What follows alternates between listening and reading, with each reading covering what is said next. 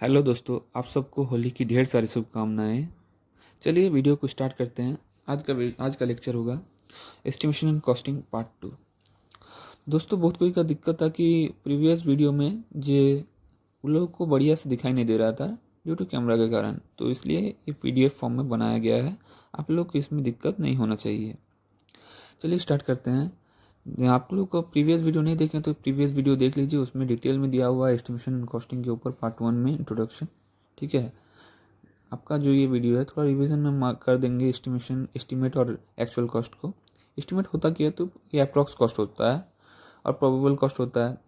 फिर इसमें क्या है, आपका जो कैलकुलेट करते हैं, इसको कब कैलकुलेट करते हैं? Before the construction work start. अगर हम लोग को कॉस्ट ऑफ वर्क हम लोग को पता करना हो तो क्वांटिटी ऑफ वर्क के साथ हम लोग मल्टीप्लाई कर देंगे सुटेबल रेट का, तो हम लोग को कॉस्ट ऑफ कंस्ट्रक्शन पता चल जाएगा। और एक हम लोग क्या पॉइंट पढ़े थे, हम लोग पढ़े थे कि एस्टिमेट क्या होता है। तो एस्टिमेट आपका प्रोबेबल कॉस्ट होता है, प्रोबेबल कॉस्ट ऑफ वर्क होता है, जो कि बेस्ड होता है ड्राइंग के ऊपर, मटेरियल के ऊपर, मतलब जो मटेरियल यूज हो रहा है उसके ऊपर, और लोकेशंस ऑफ वर्क, कहाँ पे आपका वर्क कंस्ट्रक्शन हो रहा है उसके ऊपर, और मैन पावर्स के ऊपर, और स्पेसिफिकेशंस के ऊपर। हम लोग हम लोग एक्चुअल कॉस्ट के बारे में भी जाने थे। एक्चुअल कॉस्ट होता क्या है? तो एक्चुअल कॉस्ट होता क्या है? एक्चुअल कॉस्ट आपका वही कॉस्ट होता है जो मतलब आपका जैसे स्ट्रक्चर, कोई भी स्ट्रक्चर कंप्लीट हो जाने के बाद जो कॉस्ट पड़ता है वो कॉस्ट को हम लोग बोलते हैं एक्चुअल कॉस्ट। एक्चुअल कॉस्ट में जैसे एस्टिमेशन कॉस्ट तो होता ही है जिसमें जितना डेविएशन होता है, प्लस हम लोग जो लमसम जो खर्चा होता है उसको भी हम लोग कंसिडर करते हैं। ठीक है, फिर हम लोग बात करते हैं पर्पज़ ऑफ एस्टिमेट क्या होता है। तो पर्पज़ ऑफ एस्टिमेट जो होता है, जैसे जैसे ये हम लोग एक आइडिया देता है वर्क ऑफ कंप्लीशन टाइम जो होता है, मतलब जो प्रोजेक्ट का कंप्लीशन टाइम होता है, जो वर्क का कंप्लीशन टाइम होता है उसका आइडिया देता है।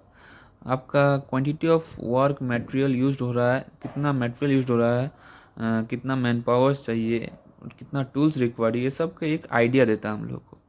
फिर क्या है, एक अप्रॉक्स आइडिया देता है आपका कॉस्ट ऑफ कंस्ट्रक्शंस का।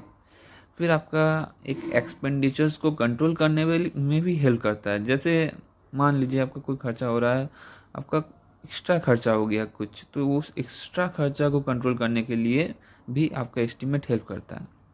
फिर क्या करता है, आपका जो इनवाइट करता है, मतलब जो आपका प्रोजेक्ट को इनवाइट करने में भी एस्टिमेट हेल्प करता है। और जो आपका वैल्यूएशंस है उसमें भी एस्टिमेट हेल्प करता है। आपका जैसे प्रॉपर्टीज़ है उसमें जो वैल्यूएशंस निकालने में आपका एस्टिमेट का ज़रूरत पड़ता है, एस्टिमेट हेल्प करता है। फिर है आपका जो फिजिबिलिटी ऑफ वर्क ये प्रोवाइड करता है, तो it provides the feasibility of work. दोस्तों, आशा करते हैं आपको इतना दूर कोई दिक्कत नहीं हो रहा है, वीडियो में बने रहिए। तो फिर हम लोग इसके बाद क्या पढ़ेंगे, इसके बाद हम लोग पढ़ेंगे डाटा रिक्वायर्ड फॉर एस्टिमेट। ठीक है, डाटा रिक्वायर्ड फॉर एस्टिमेट का अगर बात किया जाए तो इसमें हम लोग जनरली 3 कैटेगरी में डिफाइन करते हैं। जैसे हो गया, जैसे देख लीजिए, एक हो गया ड्राइंग, एक हो गया स्पेसिफिकेशन, और एक हो गया रेट। तो ड्राइंग में अगर आ जाए तो ड्राइंग में हम लोग क्या क्या पढ़ेंगे, प्लान पढ़ेंगे, सेक्शन व्यू पढ़ेंगे, एलिवेशन पढ़ेंगे, लोकेशन पढ़ेंगे, और डायमेंशंस पढ़ेंगे। ठीक है, स्पेसिफिकेशन जनरली 2 कैटेगरीज में डिफाइंड है, जनरल स्पेसिफिकेशन और डिटेल स्पेसिफिकेशन। जनरल में हम लोग क्या होता है, एक ब्रीफ आइडिया देते हैं, वर्क का एक ब्रीफ आइडिया हम लोग को मिल जाता है। डिटेल में क्या होता है, डिटेल आइडिया मिल जाता है। जनरल में, जनरल स्पेसिफिकेशन में आपका जो क्वांटिटी ऑफ मटेरियल्स गिवन रहता है, प्रोवाइड करता है।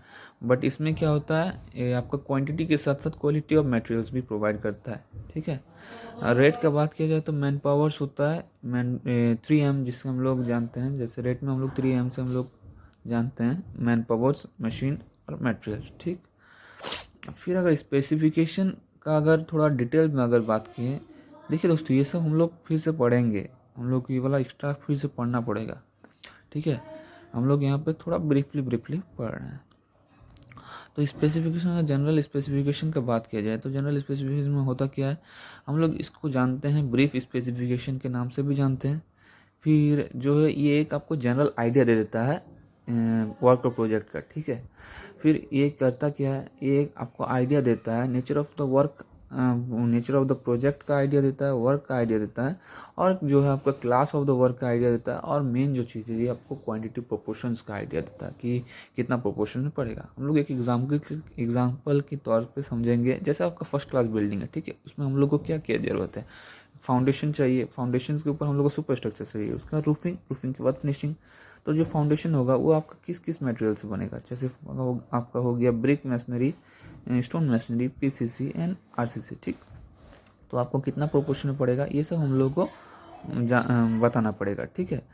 फिर सुपर स्ट्रक्चर जो होता है, सुपर स्ट्रक्चर में भी हम लोग को जैसे सेम चीज़ है, आपको ब्रिक मशीनरी या स्टोन मशीनरी तो किस किस हिसाब से पड़ेगा वो सब हम लोग को यहाँ पे बताना पड़ेगा। फिर आपका रूफिंग का अगर बात करें तो टाइलिंग करना पड़ेगा, तो वो सब चीज़ का बात हम लोग को यहाँ पे बताना पड़ेगा। फिर अगर फिनिशिंग का बात करें तो फिनिशिंग में क्या होगा, आपका लाइम और प्लास्टरिंग। प्लास्टरिंग में आपका लाइम मोटर से करेंगे या सीमेंट मोटर से करेंगे, वो भी चीज़ हम लोग को यहाँ पे बताना पड़ेगा। दोस्तों आते हैं डिटेल स्पेसिफिकेशन। तो detail specification it provides quantity and quality of work and methods of work, ठीक है। तो मतलब यहाँ पे क्या होता है, आपका क्वांटिटी और क्वालिटी दोनों आपको बताता है, साथ में आपको मेथड्स ऑफ वर्किंग भी बताता है, ठीक है। डिटेल डिस्क्रिप्शन दिया जाता है इसमें वर्क का, मतलब each and every step of work इसमें बताया जाता है।